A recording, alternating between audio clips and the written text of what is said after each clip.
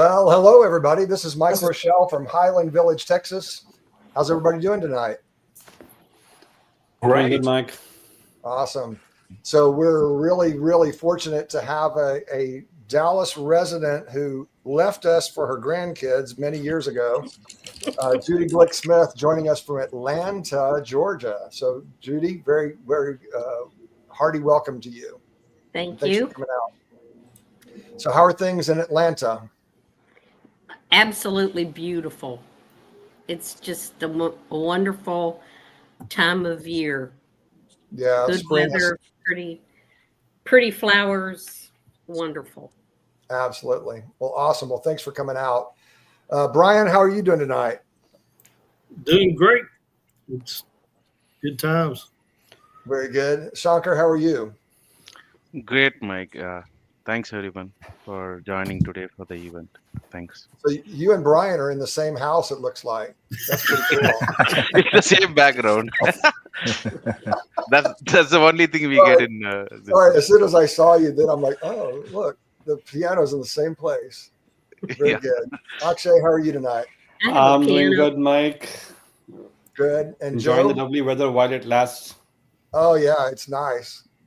Well, you and I went to lunch with a friend this afternoon, and actually it got a little bit warm out there. Yeah, I didn't expect, I thought probably sitting in the patio under the umbrella would be a pretty nice, but almost towards the end of our lunch, I felt the heat was hitting us. Yeah, definitely. Joe, what's up with you? Enjoying the great weather. I spent the afternoon on the back deck reading, making a few calls. Very good, very good. Good day. Rish, are you home or are you traveling somewhere? No, I'm home. Just joined the new company 3 weeks back. Exciting. Travel starter, but happy about it. So looking forward to listening to Judith and understand the nuggets of wisdom she's going to share. Absolutely. Yeah. So you'll have to get your tech squad to get your video where you can actually use it. Yes. Yeah, that's right. That's right. Exciting time. So congratulations. Thank you.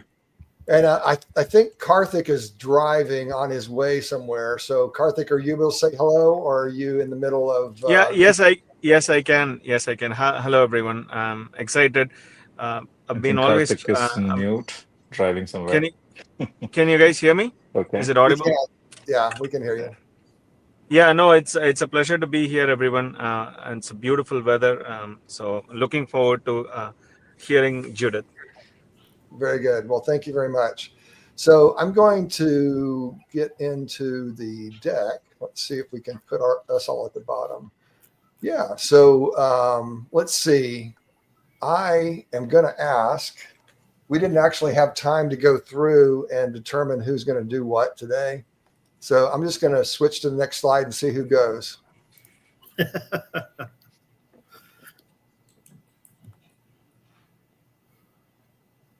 Come on, Brian, what do we do? Well, I tell you what, we're a great professional network. If you're looking to join in with other like-minded professionals and want to get started, or even maybe you're in the middle of your career and you want to partner with other individuals to learn about what's going on in technology, but especially in the Lone Star State here in Texas, this is a great event, great opportunity to get to know others, build out your network, expand to other professionals and other companies, other industries. It really does give you an opportunity to expand and get to know a lot of people and learn about technology, where things are going, where things are at, and give you an opportunity to tell others as well. So, awesome! Thanks very much, Brian. So I think Harish, are you able to see the screen? Yes. Okay, great. Yeah. So tell us about the membership levels. Absolutely. We encourage everyone in the Lone Star community to be part of the AITP Lone Star, and we have varied set of level of membership. You can be a casual member where you can just follow us and listen to these kind of meetings, speakers, and learn, grow. We also have a member attending networking events.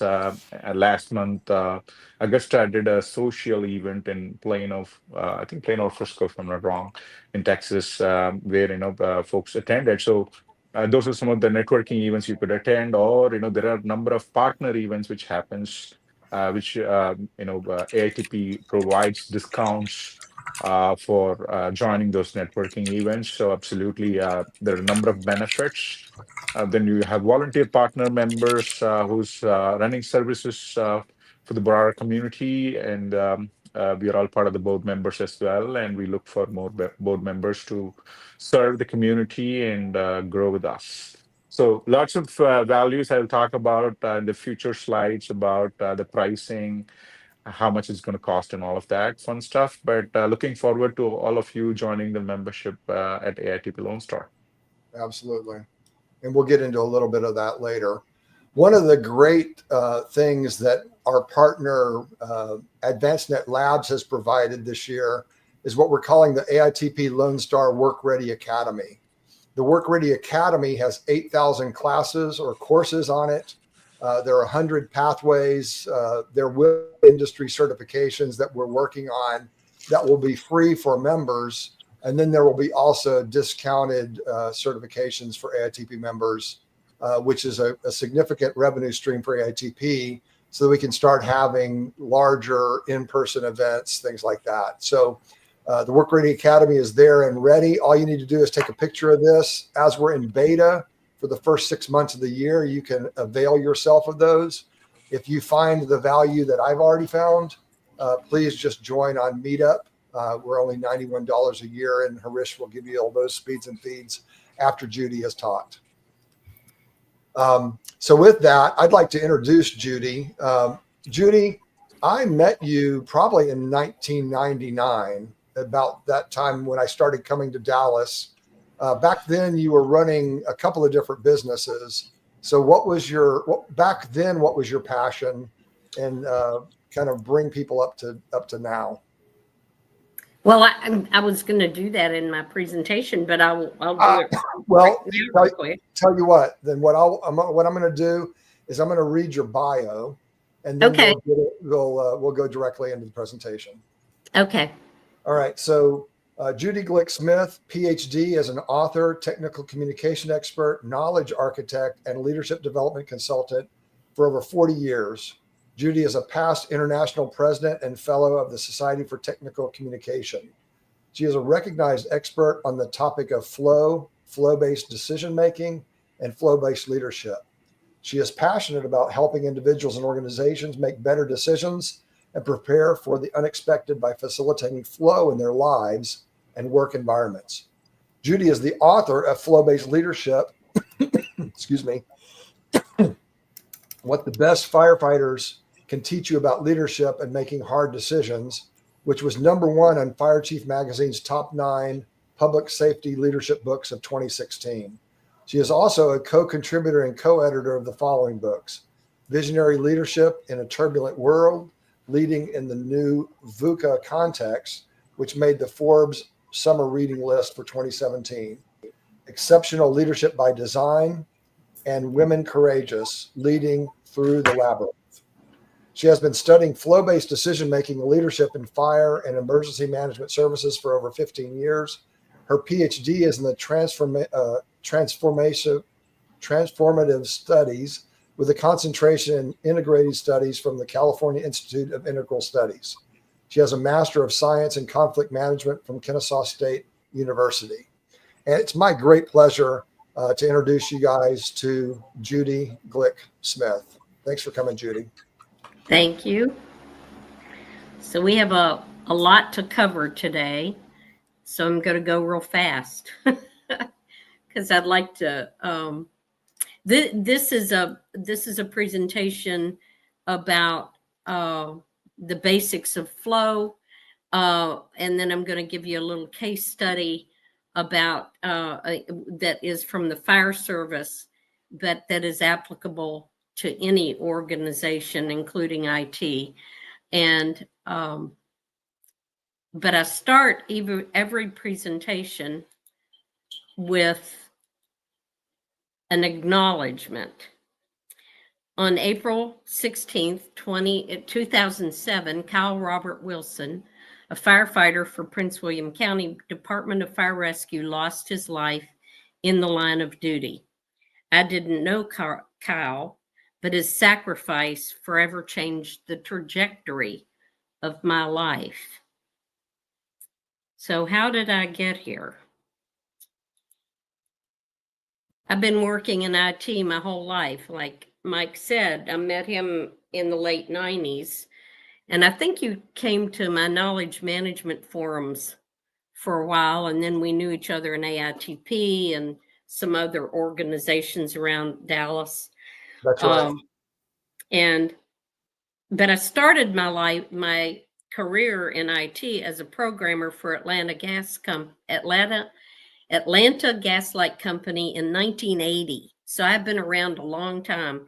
I was an IBM 360 mainframe programmer, coding and assembler, CICS macro and command level, and I was limited to 64K of space to develop a brand new system for people to turn on their gas in Atlanta.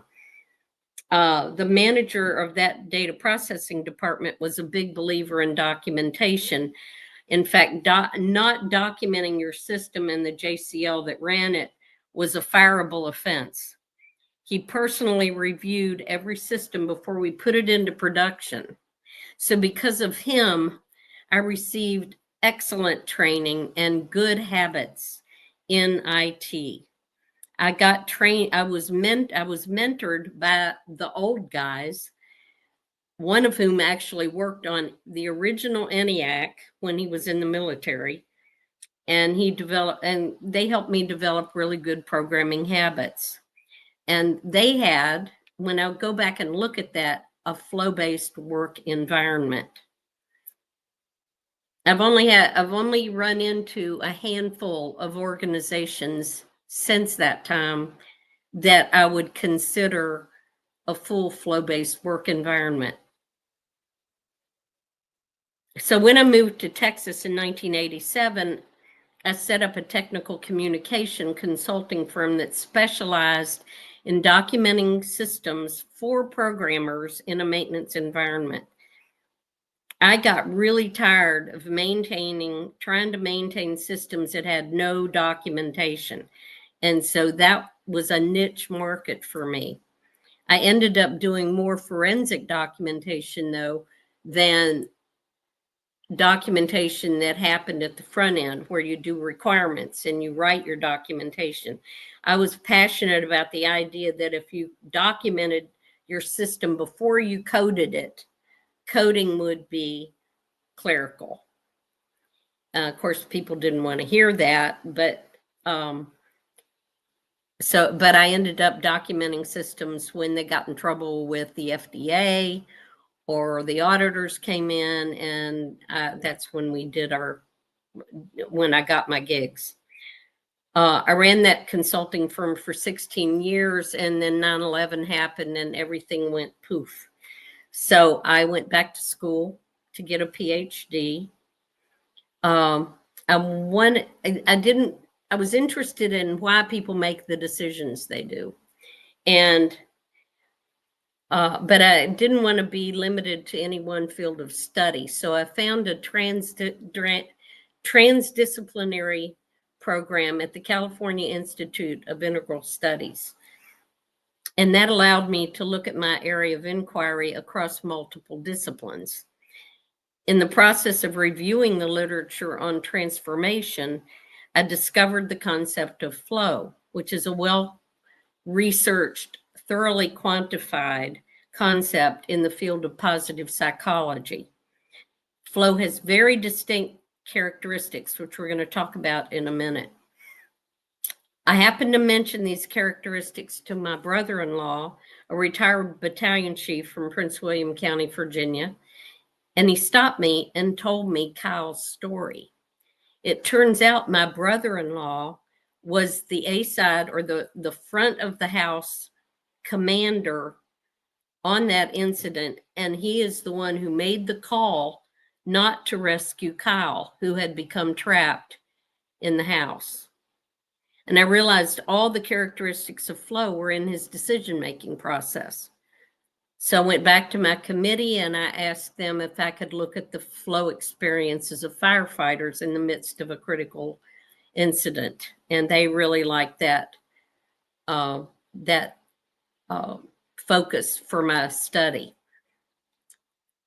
And I wanted to know if being in a flow state facilitated decision-making. And I found that the answer is yes, but only if you have the right training and experience.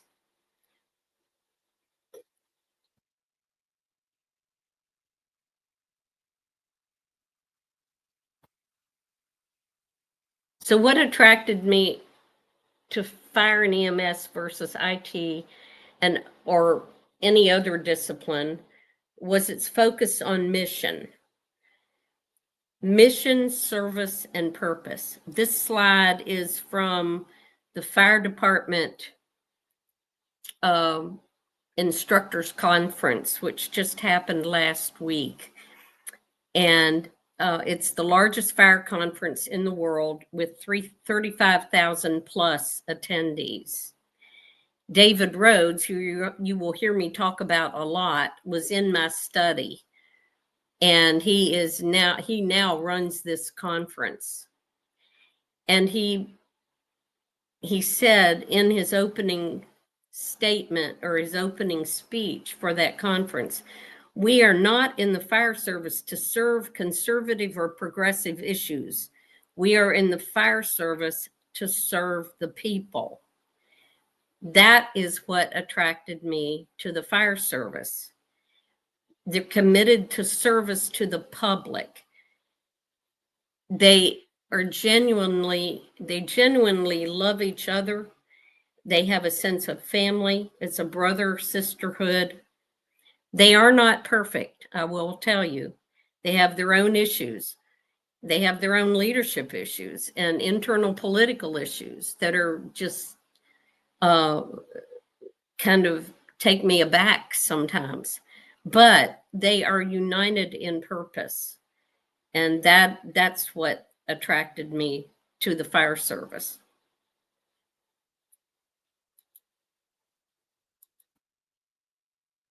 When I was David Rhodes also headed up, when I was working on my study, he headed up an extreme experiential training program in fire and EMS called Georgia Smoke Diver. And when I published my dissertation, he invited me to attend one of their trainings. I've attended over 25 Georgia Smoke Diver trainings since 2011. My book, Flow-Based Leadership, is a mashup of my dissertation and my on-the-ground study with the GSD program. And they're the case study that I want to tell you about, and we'll go through that real quickly. So let's talk about flow. So we know, so you're talking about the same thing I am. Flow is a feeling. It is not a thing. It's personal. No one can define for you what your flow state is or how to initiate it. While you can have what is called team flow or group flow, all members of the group must be in flow individually for there to be a group flow experience. Flow is present-based. It's not oriented in the future or the past. It happens now. Flow does not occur when you're at rest. Therefore, you can experience flow in any activity. When you're in the flow, you feel as if you are working authentically at your highest potential. People refer to it as like being in the zone or bringing your A game. It's also referred to as optimal experience or peak performance. So I want you to think about an activity that you love to do where you are working toward clear goals with feedback in the moment. The awareness of what you're doing and action merge. You're concentrating on the task at hand. You have a sense of control and confidence in what you're doing. There is a loss of sense of self, and there's temporal distortion. That means time speeds up, it slows down, or you just have no sense of time.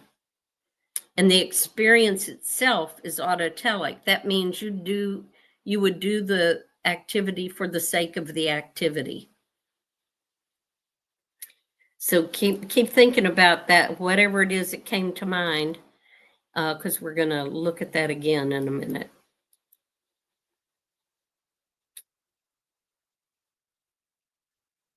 Went too far, sorry. Here we go.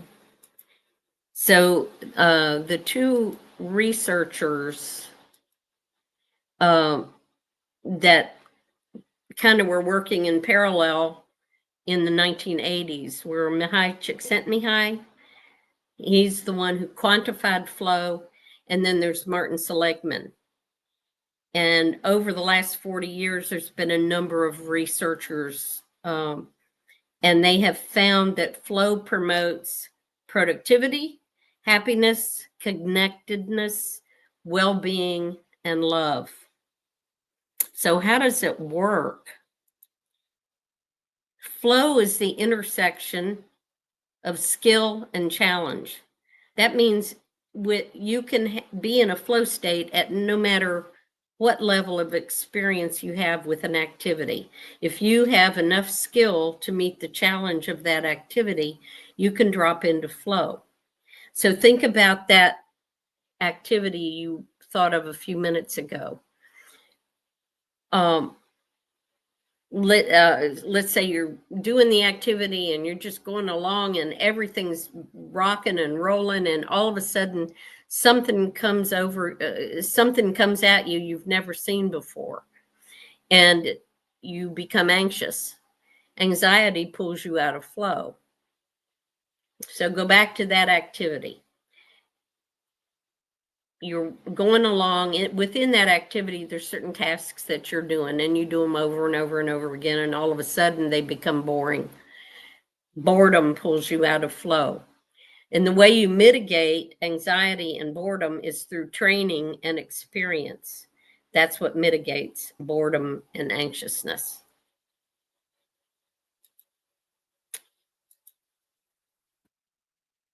All flow activities are transformatives. It's not always easy to transform into flow. However, you can improve your ability to do it. Mihai Csikszentmihalyi's research identified 3 conditions that need to be in place for transformation into flow. Unconscious self-assurance, which comes out of knowledge of self, contextual knowledge, and knowledge of the tools and methods available to you to do the activity. Number 2, focused attention on the world, where work is no longer about you. It requires that we keep the other first and foremost in our mind. Who are we doing the work for? Who is the customer? Service requires commitment and a desire to build a better future for those who come after us and for those we serve. And the third characteristics for transforming into flow is that we're working on solving the obstacles that get in the way of meeting your goals.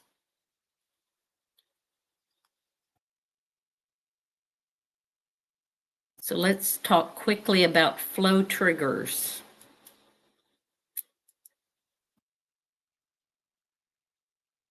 Flow triggers weren't on my radar when I was doing my study, but I quickly noticed that firefighters I interviewed prefaced their stories with circumstances that caused them to drop into flow. Most often it was something out of the ordinary, like they'd pull up on scene and there'd be a woman screaming in the driveway, which meant there was probably a child inside. Your flow triggers are different from anyone else's.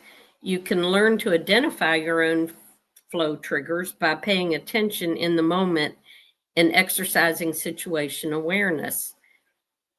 You can learn to consciously trigger flow through training and experience.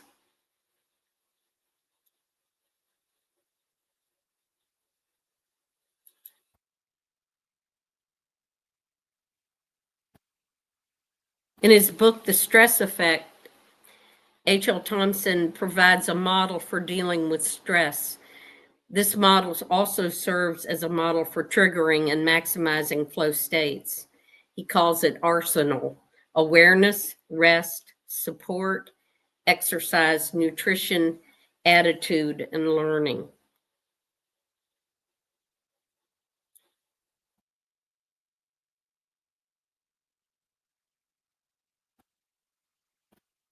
I used to believe in the importance of life balance. I still do to a certain degree. However, if you're completely balanced, you are a closed system. Closed systems ultimately implode on themselves.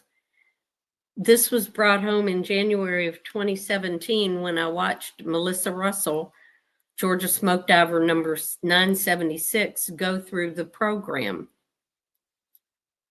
Melissa was the first woman in 23 years to finish the Georgia Smoke Diver program. She trained and conditioned for over a year prior to going through the class. The guys didn't cut her any slack. This program is designed, this program will start out with about 40 people in the class and only graduate between 15 and 18 people. And that's because their standards are so high and they don't cut anybody's slack, whether a woman or short or whatever. You have to meet the standard to pass the class. She was, her class named her the class leader, a position she kept the entire week, which was unusual because of the attrition rate. I noticed about halfway through the week she was having trouble breathing. When she graduated, she went to the hospital and found out she had double pneumonia. I sat down with her the following class and asked her about her experience going through the class being physically compromised. She told me she didn't have time to be sick. She had to make sure her classmates were eating enough. And getting to the training ground on time each morning, and that they were all okay. She was completely focused outward. She did not experience a sense of self. She was able to act with confidence from a place of knowing because of her high cognitive ability, low inhibition, and high emotional intelligence. She moved through time from one moment to the next while staying in the present.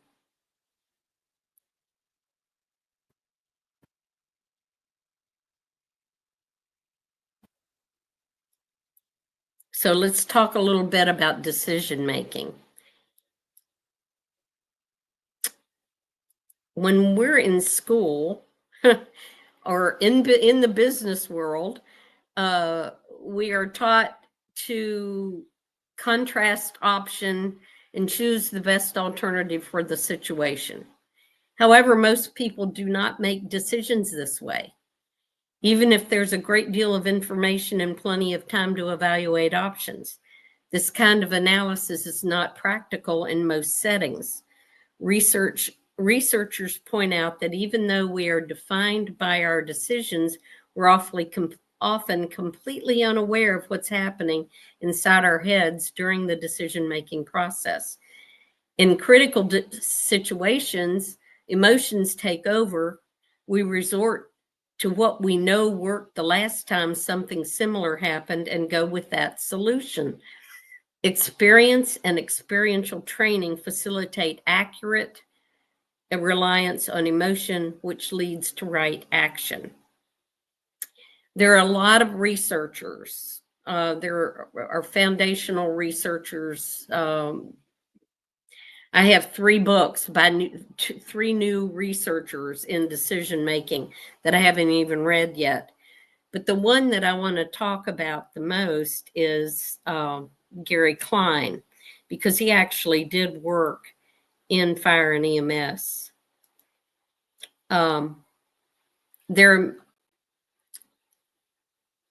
His recognition primed decision model is based on field studies of the way that experienced personnel actually make decisions.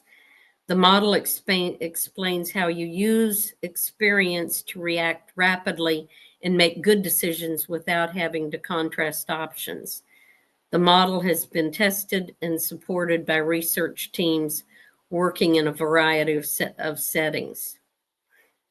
RPD is used by people with experience who use mental simulation, a deliberate, conscious process that helps make sense of events and form an explanation. We recognize patterns that remind us of previous events. And usually we will scan each explanation to see if these are elements that do not seem plausible, so we can reject the less likely ones and keep the best. And this is how, when we construct these mental simulations, also known as story models or slides, for each iteration of experience, we're better able to respond quickly to events. And I had one firefighter in my study who was a wildland firefighter who gave me her stories in the form of slides, and she called them that. That was my introduction to Gary Klein's work. So flow-based leadership, if we put it all together,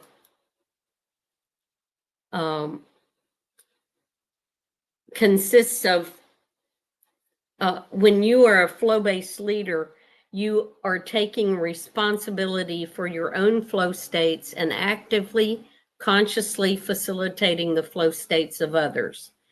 You do this by leading by example, which means you're modeling behavior for others.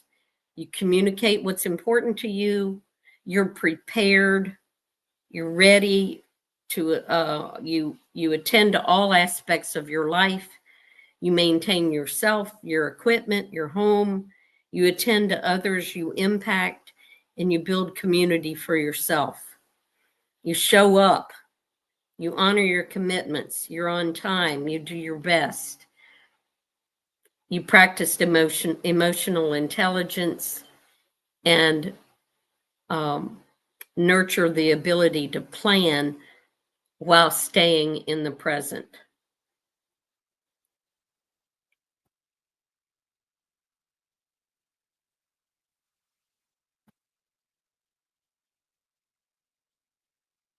One of the dynamics of fire and EMS that interested me was the leadership structure at the fireground.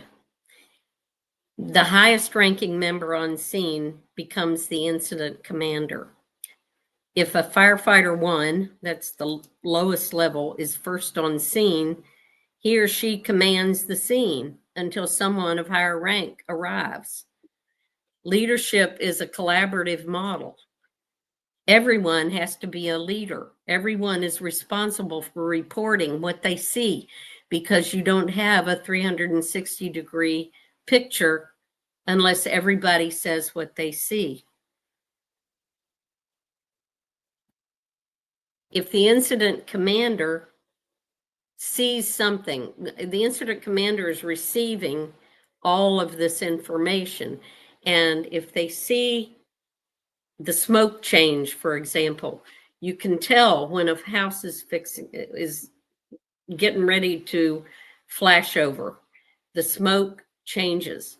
And if he sees that, he tells everybody to get out of the building, and everybody gets out of the building. So the model of leadership goes from being collaborative to being autocratic instantly. And this is called dynamic subordination. because your frontal lobe is less active when you are in a flow state, it's easy to turn off self-interest to merge with the team. If the team trains together regularly, they trust one another. This facilitates appropriate response in a volatile, uncertain, complex, and ambiguous environment, enabling recognition-primed decision-making.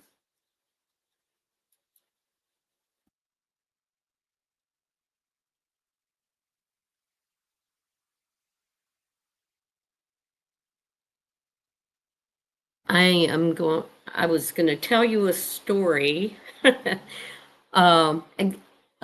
Mike, can you give me a time count? I don't have I'm not. Sure. We have about 10 minutes or so. Okay. And I'm not even halfway there. I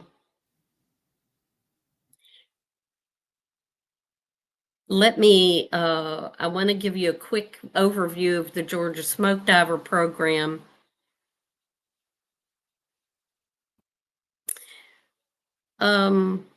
If we only have 10 minutes,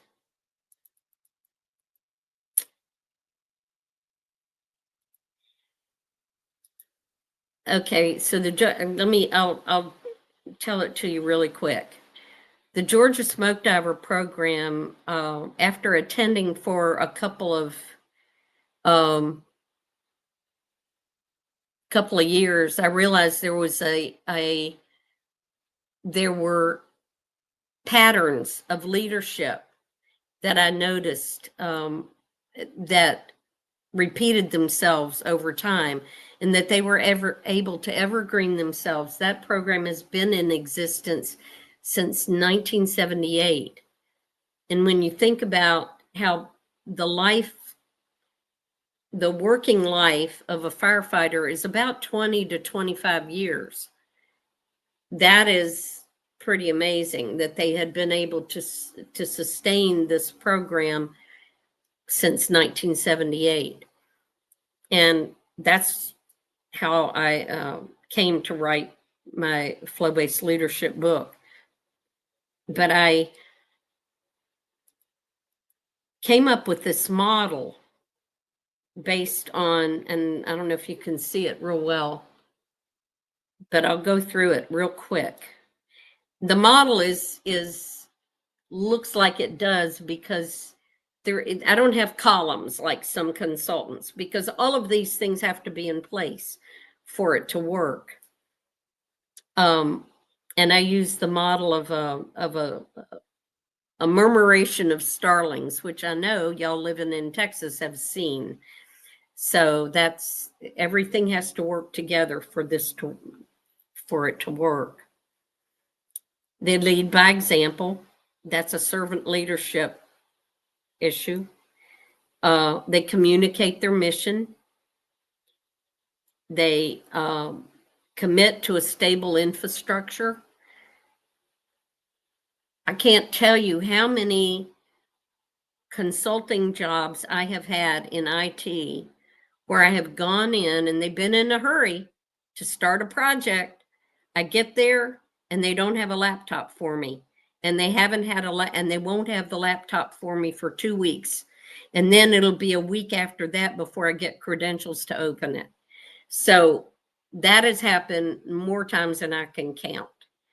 So when I saw how they put together this program, it costs, each training costs around $800,000, and they pull it together, and they don't even, the students, I've talked to students after they've gone through the program and they come back to be instructors. And I ask them, did you know all this was going on behind the scenes when you were here? And they said, no. When you come as a student, all you do is, your job is to be a student, to learn, and you don't know what is going on behind the scenes. There's food, there's computers, there is monitors, there are monitors for weather and humidity, and there are 100 instructors for 40 students on the first day.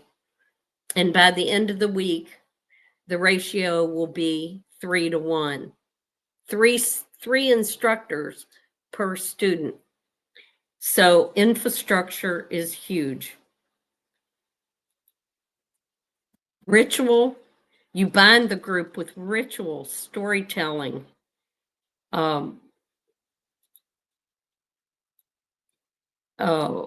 knowledge sharing and collaboration. And I'd like to tell you more about that, but we don't have time.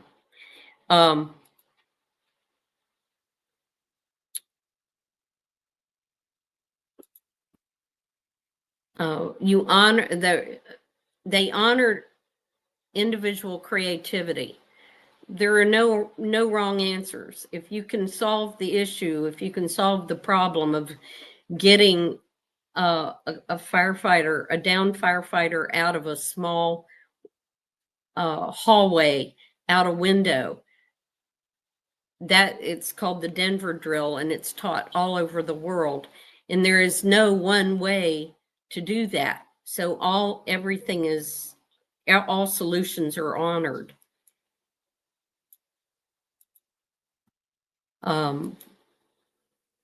They use positive motivation techniques. They evergreen their program through mentoring. So in conclusion,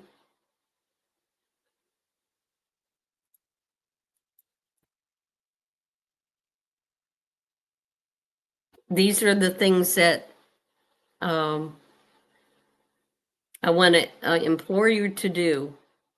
So strive to maximize your flow states, choose to be happy, work hard, have fun, be prepared, practice your craft, hang on to your buddy, rest when you get tired, stay hydrated, take time to meditate, teach and mentor others, foster community, celebrate success, facilitate the flow states of others, and grow the next generation of leaders so that you evergreen your organization. FDIC was last week, the conference that I told you about. Last year I got to go to it, and I met Captain William Guston, and he's an amazing man. He does not he was named Instructor of the Year last year. Everyone knew him. He never misses an opportunity to teach. He was also the longtime fire engineering technical editor. Fire Engineering is a publishing company for the fire service.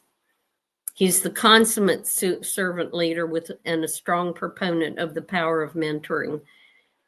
I don't know if you can read it on there, but his cause of death only 2 years before this conference was suicide. Suicide and cancer have become the largest causes of death of firefighters in this country. I include this frame because the next slide, or the video that we're going to show, refers to Bill. The Bill always said, never stop being a student. Learn something and share something every single day. So can you play that video for me, Mike? Sure. I can play about 5 minutes of it. Is that good?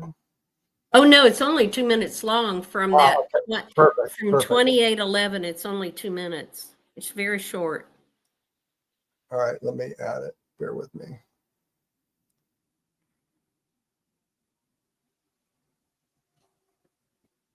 This was the end of David Rhodes's speech, and he was very close to Bill when he and it kind of threw everybody off when Bill died. Here you go. Okay.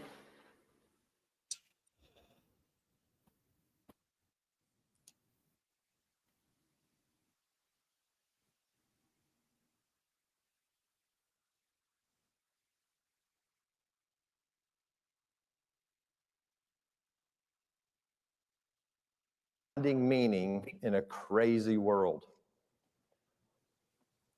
It goes like this. People are illogical, unreasonable, and self-centered. Love them anyway. If you do good, people will accuse you of selfish, ulterior motives. Do good anyway. If you are successful, you will win false friends and true enemies. Succeed anyway. The good you do today will be forgotten tomorrow. Do good anyway. Honesty and frankness make you vulnerable. Be honest and frank anyway. The biggest men and women with the biggest ideas can be shot down by the smallest men and women with the smallest minds. Think big anyway. People favor underdogs, but only follow top dogs. Fight for a few underdogs anyway. What you spend years building may be destroyed overnight. Build big anyway. People really need help, but may attack you if you do help them. Help people anyway. Give the world the best you have, and you'll get kicked in the teeth. Give the world the best you have anyway. To quote Bill Guston, may God bless you and keep you safe in this most noble profession.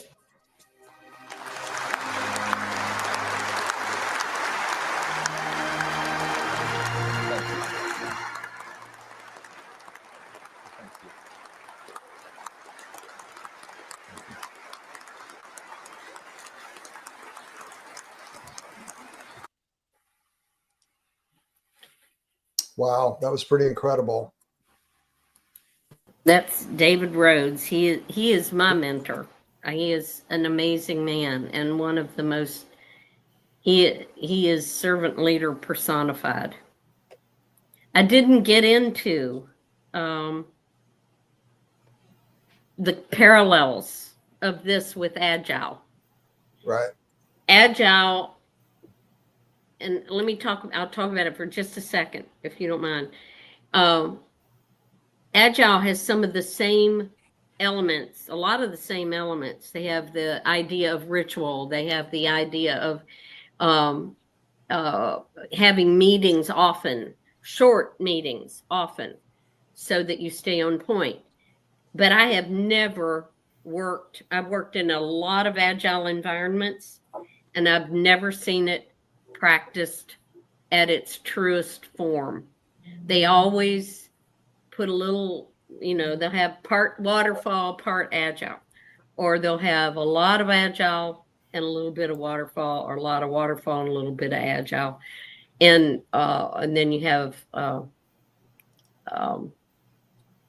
people who make hybrids that I don't even recognize. But but if they did, the idea, the purest, Agile in its purest form is parallel to what I'm promoting here, because it fosters community. You have two programmers working on you have two people working on the same problem, which and I've never been in an environment where they actually did that. But in its purest form, it would work. So, but you have to, my whole message is training and experience is the name of the game. You can't throw your programmers at something without making sure they're trained at it, and then make sure that they like what they're doing, because they'll be more productive if they enjoy the tasks that they're working on. So any questions? I'm just like rambling now. Yeah, so we have time for one question. Does anybody have one that they would like to ask Judy? I think because of the clarity of your presentation, Judy, you pretty much nailed the definitions that you set out to nail. I think that from a leadership perspective, you really were able to bring us into the feeling of what flow looks like and how it happens, and why it's important to get there. Right. So I think a lot of what you're talking about is unconscious competency, right? Because I've heard the full fire smoke divers presentation before. They train them to be in a fire. They literally have to crawl through fire on multiple occasions in this experience, so that when they have somebody that's stuck at the end of a fire breathing in situation, they know how to get in there, and they can subjugate their own fear to do what they know to do with the protections that they have to get it done. So they're building cellular memory so that they can do it by rote. Absolutely. And then if something comes in at them that they didn't recognize, they can attend to that, because the rest of their mind and their body understands how to handle that particular situation. Absolutely. You're right. Yeah. So Judy, we want our development teams to be that way too. Absolutely. So your books are out on Amazon. If they just search on your name, they'll find it. The one that you took most of this from was the Flow-Based Leadership book, correct? Right. Awesome. Well, very good. Well, please stick around. I really appreciate you taking the time to come out and share with us tonight. God bless you, and we'll talk with you soon. If you stay through the end, we'll say that again. So bear with me for just a second. Okay. So Harish, about a minute of membership. Absolutely. Everybody drinks the coffee, and I'm sure I do it every day, religiously. So it's like buying a coffee, right? A day. That's kind of the monthly membership cost. So it's about less than $100 a year. So it's a great value for the money you get as part of the membership program. So I encourage everybody to be part of it. And if you have any questions, reach out to us, ping Mike or ping myself in LinkedIn, and I will be able to help you. Awesome. Thank you very much, Harish. So one of the things that I do want to talk about next May on the 15th, which is just a month away from now, Vineet Rao is actually going to come and speak about leading digital transformations from a retail digital futurist perspective. He just joined Magnolia down in Waco, so I'm looking forward to hearing about all the exciting things that he's doing down there. So please come back. I'm pretty sure that it's already on LinkedIn, YouTube, Facebook, and on X, so you can see it in any of those locations. One other thing I'll just say before I leave Judy and I actually did a show on growing the next version of you, which is on the YouTube channel that we use for all of the broadcasts that I do from Leadership In. So you can go and listen to a little bit more from her on that channel as well. Let's see. We've already talked about the ecosystem and how great it is. I'll give you one more shot at taking a picture of the QR code so you can go and join the Work Ready Academy.